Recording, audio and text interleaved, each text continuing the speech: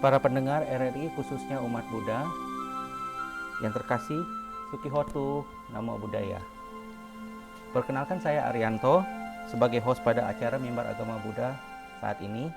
Dan sungguh suatu keberuntungan hari ini kita ditemani oleh Pak Randi Tunggeleng sebagai tokoh muda Buddhis sebagai narasumber kita pada hari ini.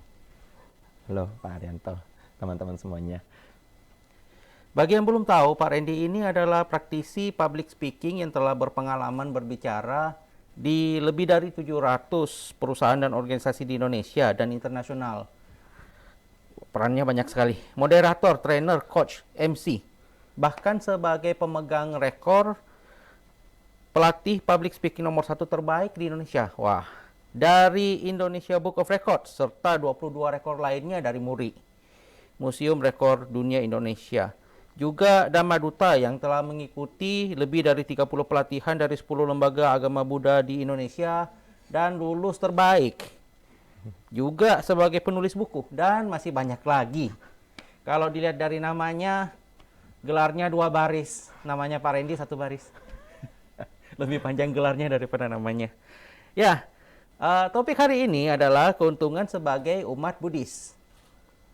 Nah, bagaimana nih? Karena menurut anak saya, Pak, ini keuntungan sebagai umat Buddhis itu sangat minim. Hari rayanya cuma 1, liburnya cuma 1, hari Waisak. Bagaimana nih, Pak? Oke ya, jadi Pak Arianto dan juga para pendengar RRI dimanapun berada, saya juga izin menyapa dulu Sukihotu Namo Buddhaya, semoga selalu sehat dan bahagia. Jadi menarik sekali ya. Jadi pertanyaannya, apa untungnya kita sebagai umat Buddha hari raya cuma 1 gitu ya? Jadi kalau kita beragama, keuntungannya diukur dari hari raya, kayak mungkin rasanya ini memang cocok adalah pertanyaan seorang anak ya, karena mereka mungkin belum merasakan manfaat dari agama itu sendiri. Jadi memang ya, mungkin kalau Pak Arianto dan teman-teman menyuarakan itu mudah-mudahan didengar oleh pemerintah ya, ditambah tanggal merahnya maksudnya gitu ya. Biar anak kecil Buddhis juga bahagia kita setahun bisa 2-3 kali libur.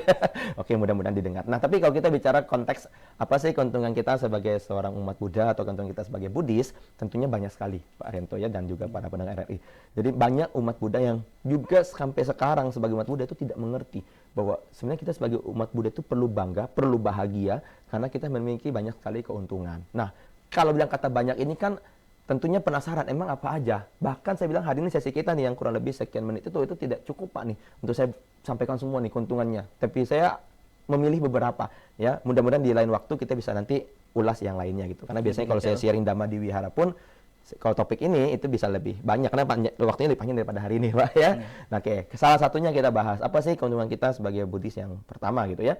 Itu kita beruntung sekali diajarkan oleh Guru Agung kita Sang Buddha sebuah ajaran yang namanya ikut berbahagia atas kebahagiaan orang yang dikenal dengan nama mudita. Ya. Ini kan biasa aja. Apa untungnya Pak Randi? Mungkin banyak bertanya gitu kan, mudita ya saya sering dengar metta, karuna, mudita, UPK, Brahmawihara gitu ya. Biasa aja, itu apa untungnya? Justru mudita di antara 4 Brahmawihara tadi itu paling sering kurang dipahami artinya. Kalau metta itu apa? Cinta kasih, lantang gitu ya. Karuna, belas kasihan, belas asih gitu ya. UPK, keseimbangan batin. Mudita, apa ya? Ya pokoknya paling ya simpati, ya artinya ya ini itu gitu ya. Gitu. Sebenarnya mudah Pak. Yaitu artinya adalah ikut berbahagia atas kebahagiaan orang. Yaitu mudita. Nah, gimana letak keuntungan kita mengerti ajaran itu dan diberikan ajaran itu oleh Sang Buddha? Kita sekarang tanya pada diri kita sendiri. Sebagai manusia, kita ingin hidup bahagia atau menderita? Kan jelas jawabannya ingin bahagia. Pertanyaannya, lebih banyak yang kita alami dalam kehidupan kita sehari-hari, bahagia atau hal yang nggak enak? Ya, lebih banyak yang nggak enak ya, pusing, cemas, khawatir, kesel, ya kan, ini hati, itu, uyeng, dendam. Nah, inilah kita menggunakan keuntungan tadi, bahwa sebenarnya kita merasa sulit bahagia itu karena kita tuh punya kebodohan batin, Pak, teman-teman ya, dimana kita baru mau merasa bahagia kalau kita menciptakan kebahagiaan itu. Kita tidak mau merasa bahagia kalau bukan kita yang menciptakan kebahagiaan. Padahal kita diberikan cara termudah oleh Sang Buddha untuk merasa bahagia. Yaitu kita ikut aja kebahagiaan orang atau makhluk lain di sekitar kita. Contoh, kalau dalam 5 menit hidup kita nih, kita ketemu 5 objek yang bahagia. Setiap menit 1 objek. Menit pertama kita melihat contoh seorang atlet dikalungi medali di televisi ya. Dia begitu bahagia, kita ikut merasakan kebahagiaan walaupun dari jauh. Di menit kedua seandainya kita mendengar kabar bahwa sepupu kita ya naik jabatan. Atau bahkan orang lain yang kita tidak kenal naik jabatan. Dia begitu bahagia, kita ikut bahagia. Menit ketiga kita melihat lagi seandainya tetangga kita dapat mobil baru atau beli mobil baru. Dia begitu bahagia, kita ikut bahagia. Menit keempat kita bertemu mantan pasangan kekasih, jalan dengan kekasih barunya begitu harmonis, begitu bahagia, kita ikut bahagia. Menit kelima kita melihat seekor hewan seandainya makan makanan dengan begitu nikmat di jalanan gitu ya. Atau mungkin makanan yang kita makan, dia yang makan itu gara-gara kita tinggal meleng sebentar, dimakan kucing gitu ya. Dia happy, dia berbaring-baring kekenyangan, dia bahagia, kita ikut bahagia. Pertanyaannya, dalam 5 menit tadi, siapa yang paling banyak bahagia? Kan kita. Mereka masing-masing hanya punya 1 kebahagiaan. Kita ikut bahagia saja punya 5 kebahagiaan. Ini kalau 1 menit 1 objek. Kalau 1 menit ada 3 objek yang bahagia. Habis lihat atlet dapat medali, lihat artis dapat prestasi juga, lihat pejabat juga dilantik. 1 kali nonton TV 3 kali bahagia orang, 3 kali kita merasa bahagia, kita bahagia. Ini mudita. Artinya kalau kita melakukan itu, kita kan sangat mudah dan sangat sering merasa bahagia. Karena kita mau bahagia bukan harus kita. Tapi banyak orang enggak. Harus saya yang beli mobil bukan tetangga baru saya bahagia. Harus saya yang punya pasangan baru harmonis baru bahagia bukan mantan yang saya lihat. Harus saya yang makan baru saya bahagia. Harus saya yang dilantik, harus saya yang dikalungi medali baru bahagia. Yang kita cari medalinya atau bahagianya nih. Kalau medali didapatkan untuk bahagianya, berarti kan ujungnya mau bahagia. Kalau ada cara termudah untuk bahagia, kenapa cari cara yang susah? Latihannya dia setengah mati. Iya, Mending kita rasa bahagianya bahagia. langsung. Betul, Pak. Jadi itulah karena saya katakan keuntungan bahwa dengan mempraktekkan mudita, maka yang selama ini kita keluhkan sulit bahagia, sebenarnya nggak lagi sulit. Karena kita sudah mengubah bahwa pikiran kita, bahagia itu bukan harus saya yang memiliki. Tapi ketika saya ikut merasakan bahagia, maka saya juga otomatis akan bahagia. Ini keuntungan kita mengenal ajaran mudita. Bahasa sehari-hari saya itu nebeng, Pak. Ya, nebeng bahagia. Contoh, kita sama-sama nggak punya uang nih. Ya kan, jalan kaki berdua, dari dulu teman berdua, jalan kaki jauh lagi harus ke 10 kilo. Mungkin apakah itu sekolah, kampus, atau apa, harus ke sana, mau nggak mau. Tapi nggak ada uang, jadi nggak bisa naik kendaraan umum, nggak punya motor, nggak punya apa. Jalan, pulang pergi 10 kilo, capek setiap hari. 3 bulan kemudian, 6 bulan kemudian, teman kita ini punya rezeki. Dibelikan motor sama omnya, ya, atau pamannya, karena dapat rezeki lebih nih. Sekarang dia pergi tuh, udah nggak jalan kaki 10 kilo, naik motor, ngeng gitu. Dasar nih orang baik, nggak lupa sama kita, Pak. Ngajak. Dulu kita susah bersama, susah sama-sama. Sekarang saya udah naik motor, nggak perlu capek. Kamu naik aja sama saya, nebeng. Kita kira-kira jawabnya apa? Pasti nanya. Mau bayar dong. Nah, sebelum mau, bayar nggak? Enggak, gratis 100%. Mau nggak? Pasti bilang, mau. Kalau dia bilang, enggak deh, kamu jalan aja, saya tetap jalan kaki aja. Itu namanya kan menolak kemudahan ya. Ya, seperti itulah kemungkinannya mudita ini, Pak. Orang sudah bahagia. Tetangga kita bahagia dengan mobil baru. Dia sengaja klakson-klakson, Pak. Itu namanya ngajak nebeng. Gue lagi happy nih dengan mobil baru. Teng, teng, teng, teng. Maksudnya biar kamu ikut merasa bahagia yuk. Saya lagi bahagia nih. Mantan kekasih sengaja gandengan tangan depan jalan depan kita nih. Maksudnya mau ngasih kabar. Saya sudah bahagia nih. Kamu biar ikut bahagia yuk. Kompetitor sengaja tuh posting di sosial media prestasinya. Ngetek lagi, mention lagi nama kita. Biar kita lihat gitu kan. Terus kita nyinyir. Paling juga ini, paling juga itu. Harusnya kan dia mau kita ikut bahagia. Tapi ketika kita dikasih tebengan itu, kita tolak. Dia mah tetap bahagia dengan mobil barunya, dia tetap bahagia dengan pacar barunya, dia tetap bahagia dengan prestasinya. Justru kita yang kehilangan kebahagiaan. Padahal kita dikasih kesempatan untuk nebeng. Nggak bayar, nggak perlu beli mobil, nggak perlu cari pacar baru, nggak perlu sampainya harus bagaimana, bisa merasa bahagia. Ini mudita.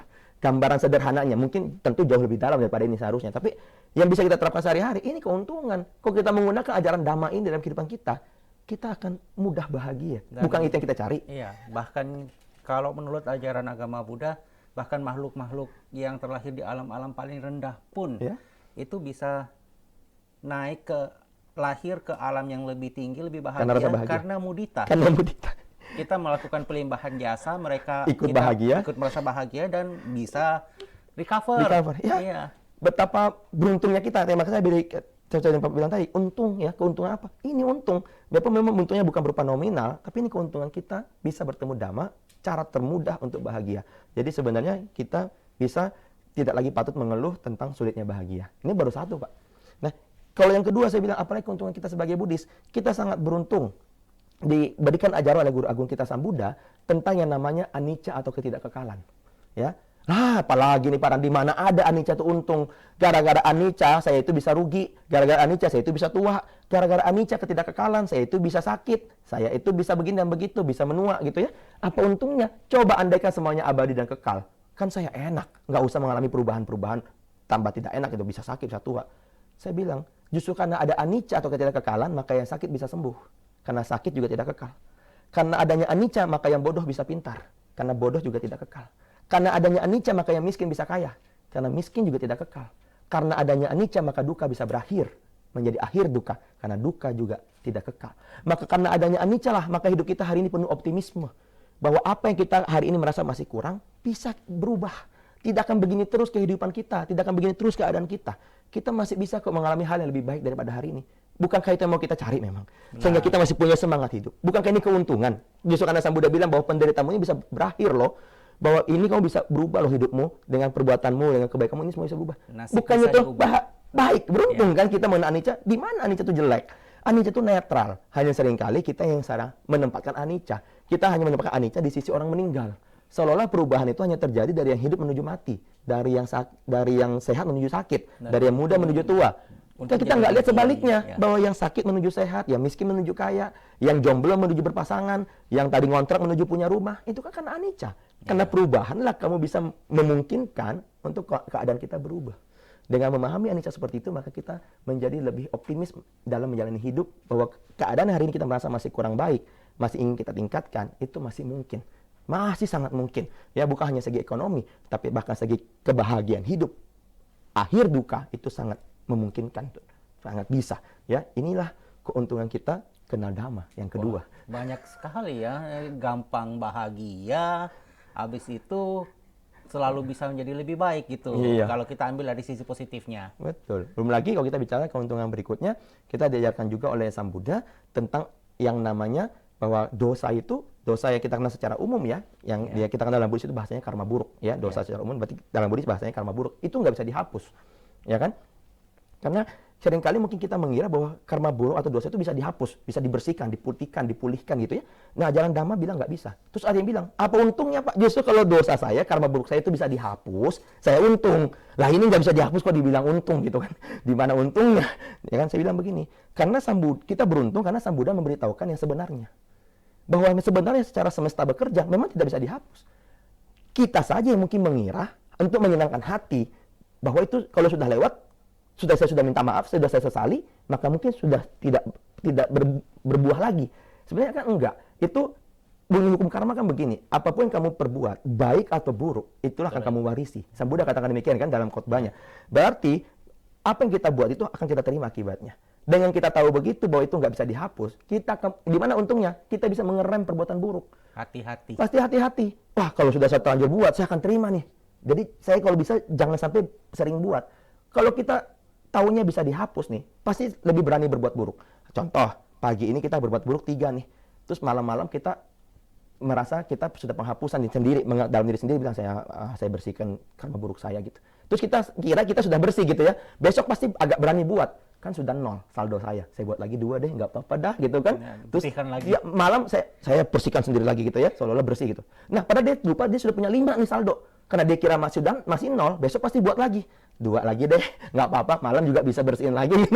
Dia buat lagi 2, 7. Begitu terus menggulung. Sehingga ketika berbuah, bertubi-tubi. Kan ada orang kena masalah itu bertubi-tubi. Sudah kena masalah ekonomi, sakit juga, keluarga meninggal, anak masalah. Kok bersamaan ya? Ini kemungkinan besar pernah berbuat karma buruk di waktu yang bersamaan juga. Kemungkinan besar lagi akibat pandangan keliru yang mengira bahwa perbuatan hari kemarin sudah bersih dari karma, sehingga dia berani buat lagi. Nah, akhirnya dalam waktu penanaman yang begitu dekat, maka berbuahnya juga bertubi-tubi dekat. Nah, ini kan rugi besar. Dengan kita tahu bahwa kita tidak bisa dihapus, kita pasti mengerem. Nah, kalaupun kita sudah terlalu berbuat, apa yang harus kita lakukan? Ini pertanyaannya. Ini justru poin keuntungannya di sini, bahwa begini, Sang Buddha memberitahu kita, selain memang tidak bisa dihapus, tapi Sang Buddha memberikan sebuah penjelasan tambahan tentang analogi air dan garam. Begini pendengar RRI. Jadi air itu kan rasanya tawar. Air putih itu rasanya tawar, itu diibaratkan karma baik. Garam itu asin diibaratkan karma buruk. Andaikan kita bayangkan, kita memiliki air segelas. Lalu kita mengambil garam segenggam. Benar-benar segenggam. Masukkan garam ini ke dalam air segelas. Kira-kira sekarang rasa airnya bagaimana? Asin banget. Oh, asin banget. Ini parah ini. Ya kan motolan juga nggak sanggup gitu kan. Garamnya lagi belum larut semua. Oh, belum larut lagi. Nah, oke. Sekarang berubah rasanya. Sekarang air yang segelas bersama garam segenggam ini kan sudah 1 gelas nih gabung, tuang ke dalam sebuah ember berisi penuh. Ya. Masuk ke dalam ember berisi hampir penuh, tambah air segelas menjadi penuh. Sekarang pertanyaannya, apakah rasa asin di ember sama dengan rasa asin di gelas? Tidak. Berbeda. Tapi masih ada, tapi beda lah. Ini wajar lah, bisa saya telan gitu ya. Oke. Sekarang air seember tadi tuang lagi ke dalam sebuah bak mandi berisi hampir penuh, ditambah air seember dia penuh. Apakah rasa asinnya masih ada? Ada sih, tapi tipis banget ya, tipis sekali. Oke, terakhir nih, itu air sebak mandi, tuang ke dalam sebuah kolam berenang, berisi hampir penuh. Ditambah air sebak mandi menjadi penuh. Apakah asinnya masih terasa? Enggak. Tidak sama sekali. Favoritnya lebih rasa. Pertanyaan kedua, apakah garamnya masih ikut dari awal? Ada. Masih ikut dia ke kolam. Tapi kok rasanya tidak terasa? Karena airnya jauh lebih banyak, Pak. Nah, ini yang saya mau ajarkan kepada kita. Bahwa ketika kita sudah terlanjur berbuat garam atau berbuat karma buruk, ya, memang itu nggak bisa dihapus. Garam sudah ada. Dia akan ngikut nih. Nah, yang kita bisa perlu lakukan adalah cepat tambah airnya. Perbanyak kebajikan, sehingga ketika nanti waktunya dia berbuah, karma buruk itu, ketika dia berbuah, tidak terlalu berasa buat kita. Buahnya tetap sama bentuknya, hanya dampak kepada kitanya, rasanya itu agak berbeda. Karena airnya banyak. Ya, ini contoh seperti ini. Anggaplah hari ini tadi pagi, mohon maaf kita habis mencuri seandainya, melanggar sila nih karma buruk nih. Akibat pencurian ini secara semesta anggap bekerja nanti tanggal 5 Mei 2027 kita akan terima karma buruk kehilangan uang 1 juta akibat pencurian. Ini kita nggak tahu kapan. Ini anggaplah begitu biar gampang dipahami. Ketika tiba tanggal 5 Mei 2027, kita kehilangan uang 1 juta akibat pencurian hari ini. Itu pas kita punya uang hanya 1 juta, Pak. Bagaimana perasaannya?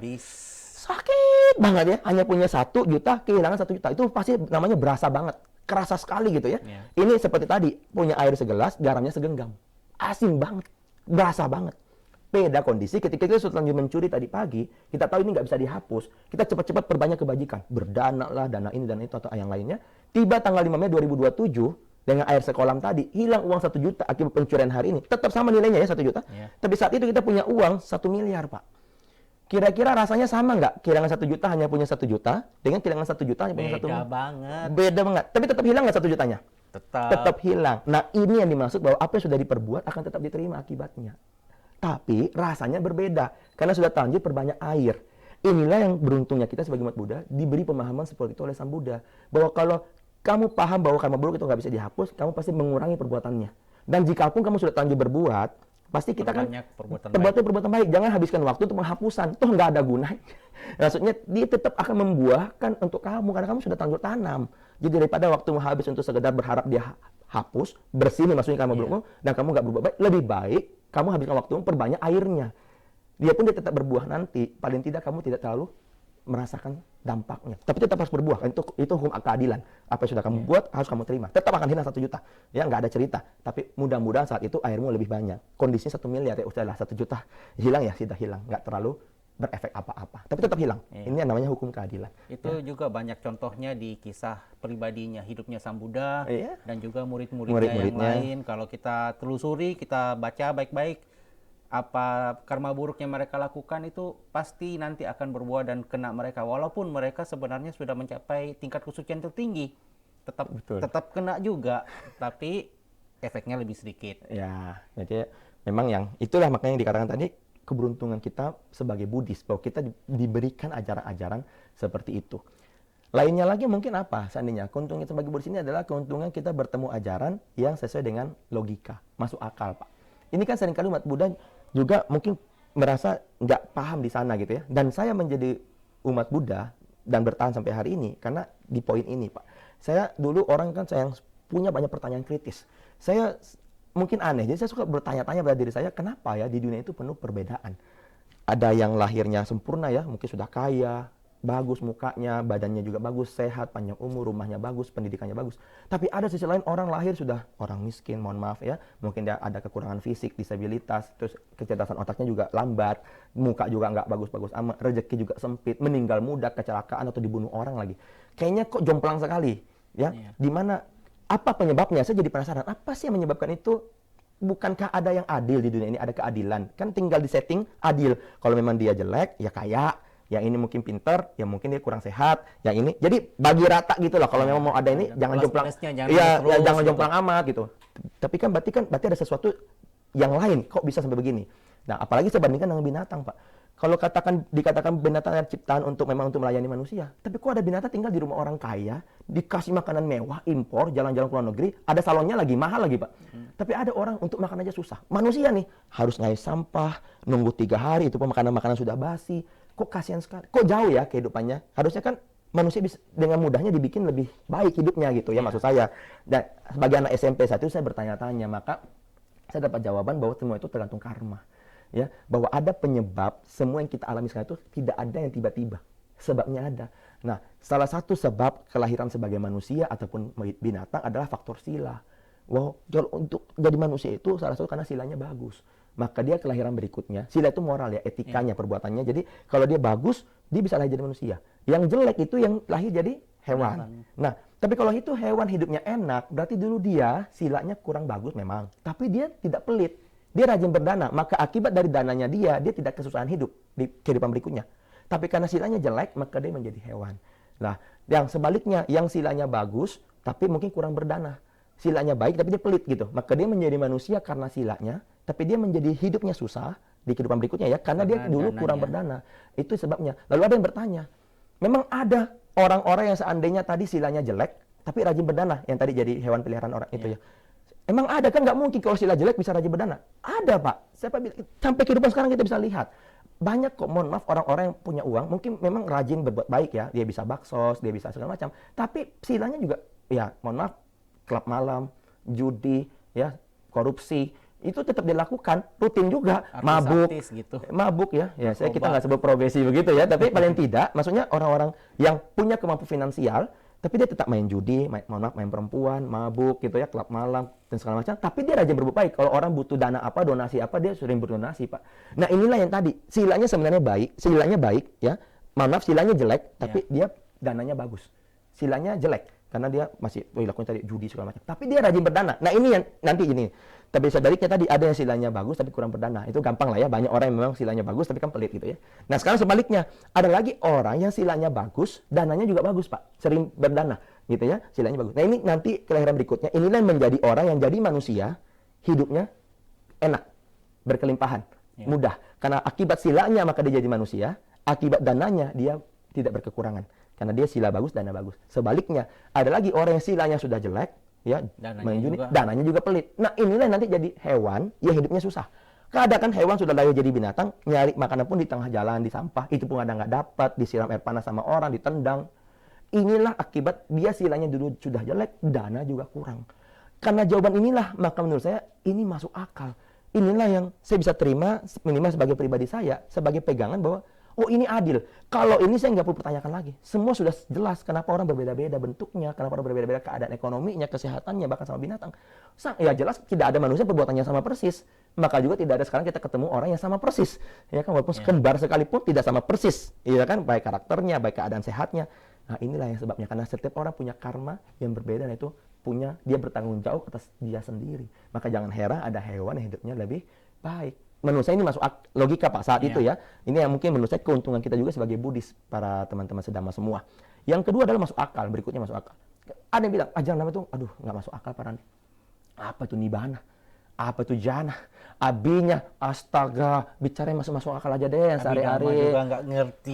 Itu di awang-awang gitu ya. Saya bilang, bukan, kita bisa lihat begini. Nibbana, abinya, dan jana ataupun yang lainnya kita bahas dalam Dhamma, itu mungkin bukan nggak masuk akal. Akal kita yang belum nyampe. Benar. Ya. Jadi bagi orang yang sudah mengalami itu, merealisasi nibbana, memiliki abinya atau mencapai jana, mereka bilang itu masuk akal. Bagi kita yang belum, kita bilang itu nggak masuk akal. Jadi seperti ini, jangan cepat klaim, kita seperti ini harusnya. Kita kembalikan contoh seperti ini. Dalam dunia matematika, ya, ada namanya trigonometri dan aljabar, Pak. Ya. Nah, bagi anak kelas 1, kelas 2 SD, trigonometri dan aljabar sangat nggak masuk akal. Perkalian saja belum. Perkaliannya susah, Pak. Tapi bagi profesor S3 matematika seandainya doktor, trigonometri dan aljabar sangat masuk akal. Nah, jadi bukan aljabar dan trigonometri yang tidak masuk akal hanya karena tidak dipahami oleh anak SD. Tapi level anak SD lah yang belum mampu atau belum sampai untuk memahami trigonometri dan aljabar. Betul ya? Benar sekali. Sama demikian tadi, bukan jana, abinya ataupun nibbana yang tidak masuk akal. Tapi level kita lah yang belum sampai untuk memahami itu. Bagaimana cara agar biar paham? Ya sampailah ke tahap itu, latih diri, praktek, capai, ya capai dengan segala ajaran Dhamma itu kita gunakan, kita pakai sampai ke level itu. Ini yang disebut ajaran yang masuk akal, Pak. Ya, sebenarnya masih banyak lagi, bukan cuma 5 ini ya. Iya, Pak. Aduh, anak saya tuh batasnya itu sampai di sini. Agama Buddha keuntungannya apa? Banyak sembayangnya, habis itu makan enak. Terima kasih atas pencerahannya. Ini saya sangat senang ya, dan mudah-mudahan pendengar RRI juga kesempatan ini yang belum tahu dapat mengetahui dan yang sudah lupa dapat diingatkan kembali tentang keuntungan sebagai umat Buddha. Terima kasih Pak Randy. Sama-sama, Ya. Arianto, sama-sama semuanya. Dan terimalah salam saya, Sukihoto Namo Buddhaya. Namo Buddhaya. Sampai jumpa di siaran yang akan datang.